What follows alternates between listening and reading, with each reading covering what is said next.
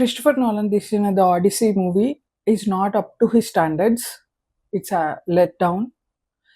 ఆయన ముందు చేసిన మూవీస్‌తో పోలిస్తే అసలు ఈ మూవీ వాటి ముందు నిలబడదు. ఆ ముందు మూవీస్ ఇచ్చిన మెంటల్ జిమ్నాస్టిక్స్ కానీ, క్లైమాక్స్‌కొచ్చేటప్పటికి వాళ్ళు చెప్పే మోరల్స్ కానీ, ట్రూత్, జ్ఞానోదయం ఇవేవి ఈ సినిమాలో లేవు. ఇన్‌ఫాక్ట్ క్లైమాక్స్‌కొచ్చేటప్పటికి మన తెలుగు సినిమా క్లైమాక్స్ లాగా చాలా మాసీగా ఉంది. కథలో హోమర్ రాసిన 'ఒడిసీ'లో ఇలాగే ఉంది కాబట్టి అలాగే తీసాము అని అనొచ్చు. ద థింగ్ ఈస్ స్టోరీ టెల్లింగ్‌లో డైరెక్టర్ వాళ్ళ టైప్ ఆఫ్ స్టోరీ టెల్లింగ్‌ని వాళ్ళ చేతివాటం అంటారు. ఇప్పుడు వంటలో ఒకళ్ళు చేసిన వంట ఇంకొకళ్ళలాగా ఉండదు. అలాగే డైరెక్టర్స్‌లో ఒకళ్ళు చేసిన సినిమా ఇంకొకళ్ళలా ఉండదు. ఒకళ్ళు రాసిన కథ ఇంకొకళ్ళలా ఉండదు. ఇదసలు క్రిస్టోఫర్ నోలన్ సినిమాలా అనిపియలేదు నాకు. నేను ఆయనకి ఫ్యాన్‌ని. నేను క్రిస్టోఫర్ నోలన్ సినిమాలు నాకు 'ఇంటర్‌స్టెల్లార్' నా ఫేవరెట్ సినిమా. కానీ నాకే నచ్చలేదు 'ఒడిసీ'. 'ది ఒడిసీ' నచ్చదు అని నేను కూడా ఎక్స్‌పెక్ట్ చేయలేదు. సినిమా స్టార్టింగ్ నుంచి ఎండింగ్ వరకు హై లెగుస్తదేమో అని చూసాను. కానీ లేదు. 'ఒడిసియస్' అనే ఆయన ట్రాయ్ వార్ అయిపోయాక తిరిగొచ్చేటప్పుడు ఏమేమి ఫేస్ చేశారో ఆయన, వాళ్ళ టీమ్ అనేదే కథ. ట్రాయ్ వార్ అసలు ఆ వార్ ఎందుకు జరిగింది దగ్గర నుంచి కూడా ఉంది సినిమాలో. అది ఆయనకి ఇష్టపడి చేశాడా లేదా ఫోర్స్‌ఫుల్‌గా చేశాడా అనేది ఉంది. క్రిస్టోఫర్ నోలన్ డెఫినెట్‌లీ 'ఒడిసియస్‌ని' ఎందుకు చూజ్ చేసుకున్నారో అర్థమవుతుంది. It's a ఫ్లాడ్ character. ఆయన్నే ఒక section of people hero, God అని ప్రైజ్ చేస్తూ ఉంటారు. ఇంకొక సెక్షన్ ఏమో చంపేయాలని చూస్తా ఉంటారు. సో, ఇలా మిడిల్ గ్రౌండ్ అనేది ఉండదు. It's very barbaric. ఇలా ఫ్లాడ్ క్యారెక్టర్స్‌ని ప్రొటాగనిస్ట్‌గా తీసుకొని సినిమా చేయటం అనేది క్రిస్టోఫర్ నోలన్‌కి కొత్తేమి కాదు. జనరల్‌గా ఆయన మూవీస్‌లో హీరోస్ అందరూ ఫ్లాడ్‌గానే ఉంటారు. ఆ ఫ్లాడ్‌నెస్, ఆ తప్పుల నుంచి వాళ్ళు ఒక్కోసారి హీల్ అవుతారు. ఆ హీలింగ్ ప్రాసెస్ మనకు చూపిస్తారు. ఆ మెంటల్ మ్యాడ్‌నెస్. ఒక్కొక్కసారి అవ్వరు. అది ఎందుకు అవ్వరు? అది ఎట్లా ఎండ్ అయింది అనేది కూడా మనకు సాటిస్ఫైయింగ్‌గా ఉంటది ఎండింగ్‌కొచ్చేటప్పటికి. ఈ ట్రావెల్ బావుంటది. స్టోరీ టెల్లింగ్, స్క్రీన్ ప్లే, మాటలు, ముఖ్యంగా డైలాగ్స్ చాలా ఇంపాక్ట్‌ఫుల్‌గా ఉంటాయి. క్రిస్టోఫర్ నోలన్ సినిమాల్లో డైలాగ్స్ గుర్తుండిపోయే విధంగా ఉంటాయి. సీన్స్ ఫ్రేమింగ్ గాని, యాక్టర్స్ ఫ్రేమింగ్ గాని, ఫ్రేమ్స్, ఆ షాట్స్ మనకు గుర్తుండిపోతాయి. ఈ మూవీలో అలాంటి చెప్పుకోదగినవి ఏమీ అనిపించలేదు. చాలా బేసిక్ స్టోరీ టెల్లింగ్. నాకు క్యారెక్టర్ పరంగా ఓకే అనిపించిన సీన్ 'సెర్సీ' అనే విచ్ సమాంతా మోర్టన్ ప్లే చేశారు. ఆ క్యారెక్టర్ హీరోని అకౌంటబిలిటీ కోరుతది ఒక సీన్‌లో. ఎనార్కీకి ఉండే కాన్సిక్వెన్సెస్ ఏంటి అని చివర్లో కొన్ని డైలాగ్స్‌లో హీరో చెప్తారు.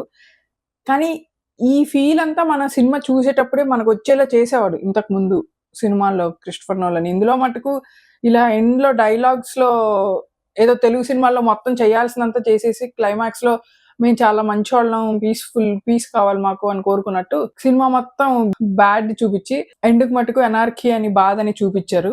అస్సలు వర్కౌట్ అవ్వలేదు నాకైతే. This is not how he does movies.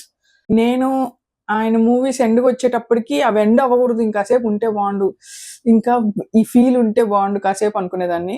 సైకలాజికల్‌గా ఎంత మదన పడ్డాడు, ఎంత మెంటల్‌గా ఫీల్ అయ్యాడు అనేదే 'హోమర్ ఒడిసీ' కథ అసలు. కానీ అతను ఫీల్ అయ్యే దానికన్నా ఎక్కువగా విజువల్‌గా స్టోరీని ప్రెజెంట్ చేయాలి అనే దాని మీద ఎక్కువ ఫోకస్ పెట్టారు. ఇది చాలా దెబ్బ కొట్టింది. అతని ముందు మూవీస్ చూస్తే మెంటల్లీ ఆ ప్రొటాగనిస్ట్ జరిగిన దానికి ఎట్లాంటి కాన్సిక్వెన్సెస్ ఫేస్ చేస్తున్నాడు. మెంటల్ టార్చర్ అతనికి అతనే అనుభవిస్తూ ఉన్నాడు. ఇవన్నీ మనకి చూసేవాడికి లోతుగా అర్థమైపోయేవి. చాలా సైకలాజికల్ డెప్త్ ఉండేది. అందుకే చాలా మంది క్రిస్టోఫర్ నోలన్ సినిమాలు అర్థం గావు. ఒకసారి చూడగానే అర్థం గావు అని అనేవాళ్ళు. నిజానికి అలా ఏం ఉండదు. అదేంటంటే ఫోకస్డ్‌గా చూడాల్సొస్తది. అలాగే అర్థం చేసుకుంటూ చూస్తే ఈజీగానే ఉంటది. ఈ సినిమాలో అంతా విజువల్ స్టోరీ టెల్లింగ్ ఎక్కువుంది. ఒక మోసపూరితంగా ఎంటర్ అవ్వి ఊర్లోకి అందరిని చంపేస్తారు. వీక్ పీపుల్‌ని. ఇలాంటివి చేసినప్పుడు చాలా బాధేస్తది. ఆ బాధ చూపిచ్చాలనుకోని వేరే చాలా విషయాలు ఇన్వాల్వ్ అయి ఉన్నాయి కాబట్టి, ఆ స్టోరీస్ చెప్పడానికి ఎక్కువ ఫోకస్ చేశాడు గానీ, నిజానికి చెప్పాలంటే ఆ స్టోరీస్ అన్నీ కూడా ఒక కల్పితంగా తీసుకుంటే, 'ఒడిసియస్' అసలు అతను ఊరికి ఎళ్ళాలని అనుకోడు. ఎందుకు? అతను వాళ్ళ ఊర్లో, వాళ్ళ ఇంట్లో నార్మల్‌గా జీవితం గడిపేలాగా అతనికి హక్కు లేదు. నేనింత డిస్ట్రక్షన్ చేశాను. నాకు నార్మల్‌గా బతికే హక్కు లేదు అని ఫీల్ అవుతూ, ఊరికెళ్ళకుండా 10 ఏళ్ళు ఎక్కడెక్కడో తిరుగుతూ ఉన్నాడు అనేది సినిమా కాన్సెప్ట్ చూపించాలనుకున్నారు. కానీ ఇవన్నీ ఓన్లీ ఎండ్‌లో డైలాగ్స్‌లో మాత్రమే తెలుస్తాయి గానీ, సినిమా స్టోరీ టెల్లింగ్‌లో ఓకే. వీడింత బాధపడుతున్నాడు. వీడు ఈ మెంటల్ టార్చర్ లేదంటే ఇంతకుముందు తన మూవీస్ స్టోరీ టెల్లింగ్‌లో ఉండే మెంటల్ ఎన్‌లైటన్‌మెంట్. ఎందుకు ఒక మనిషి అంతలా బాధపడాలి? ఎందుకు అతను ఫీల్ అవ్వాలి? అనేది స్టోరీ టెల్లింగ్‌లోనే మనకి ముందు మూవీస్‌లో చెప్పేసేవాడు. స్టోరీ టెల్లింగ్‌లో వన్ బై వన్ అతని మనసులో ఓహో! ఇతను ఇలా అనుకున్నాడు కాబట్టి ఇలా చేశాడు అనేది మనకు అర్థమవుతదనమాట. ఆల్రెడీ 'హొమర్' అనే ఆయన కథ రాసేసాడు. దాన్ని బట్టి ఈ సినిమా తీయాలి కాబట్టి, అన్నీ సినిమాలో ఇన్వాల్వ్ చేయాలి అంటే అతనికి సెట్ అవ్వలేదనుకుంటా 'నోలన్‌కి.' అందుకే అన్నీ పెట్టాలని చూసి వాటి యొక్క సోల్‌ని మిస్ చేశాడనిపిచ్చింది. ఇప్పుడున్న వాటిలో ఒక అంశం కట్ చేసి, అసలు ఇంతకుముందు అతని స్టోరీ టెల్లింగ్‌లో ఎలా మనల్ని అతని జర్నీకి ఎలా తీసుకెళ్ళేవాడో, ఆ జర్నీకి తీసుకెళ్ళుండుంటే, అతని వల్ల అయ్యేదేమో అనిపిచ్చింది. అతని టైప్ ఆఫ్ స్టోరీ టెల్లింగ్ రాసుంటే బావుండేది. ఇందులో ఓకే. అతను ఒక ఒంటికన్ను రాక్షసుడి దగ్గరికెళ్ళాడు. అతను కన్ను పొడిచాడు. ఇంకొక సర్సి అనే విచ్ దగ్గరికెళ్ళాడు. ఆమెతో గొడవ పెట్టుకున్నాడు. ఇలా కథ ముక్కలైతే ఏ స్టోరీస్ ముక్కలైతే ఉంటాయి గదా! అవన్నీ దగ్గరకొచ్చి జాయిన్ చేసినట్టు అనిపిచ్చింది గానీ, తర్వాత వాళ్ళ వైఫ్ యొక్క ఎమోషనల్ స్టోరీని పెట్టారు అనిపిచ్చింది గానీ, అసలు 'ఒడిసియస్' ఇంత బాధగా 10 ఏళ్ల జర్నీ ఎందుకు చేశాడు? ఆ సోల్ అనేది నాకు కనిపించలేదు సినిమాలో.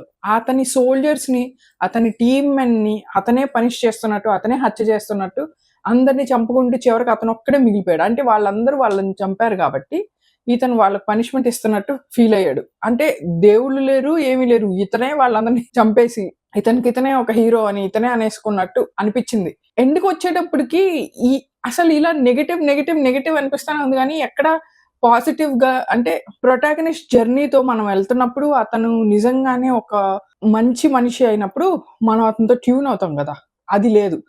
అసలు 'హోమర్' రాసిన 'ఒడిసీలో' ఒడిసియస్ చాలా మంచి ఇంటెన్షన్స్ ఉన్న మంచి వ్యక్తి. కానీ అతను సిట్యుయేషన్స్‌లో ఇరుక్కుంటాడు. అతనొక ఫైటర్, వారియర్ గాబట్టి ఖచ్చితంగా వార్ చేయాల్సొస్తది. ఆ వార్‌లో ఇన్వాల్వ్ అవ్వాల్సొస్తది.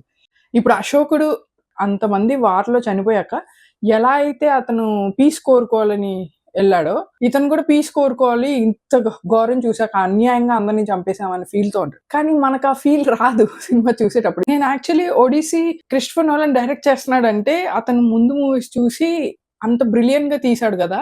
సైంటిఫిక్‌గా ఇంకా మెంటల్ మ్యాడ్‌నెస్ ఇంకా ఎక్కువ తీసుకొచ్చి, ఇంకా బాగా సైంటిఫిక్ స్టోరీ టెల్లింగ్‌తో వస్తదేమో అనుకున్నాను. ఈ సినిమా చూసినప్పుడు నార్మల్ తెలుగు సినిమాల్లో ఎలా అయితే మాస్ ఎలిమెంట్స్ ఉంటాయో అలాగే ఉంది. క్లైమాక్స్‌లో నేనున్నా అనుకుంటాడు. అన్నీ చాలా మాసీ సినిమాలాగా ఉంది గానీ, nowhere it felt like his previous movies. Nowhere అతని ముందు మూవీస్‌లో అయితే మటుకు లేదు.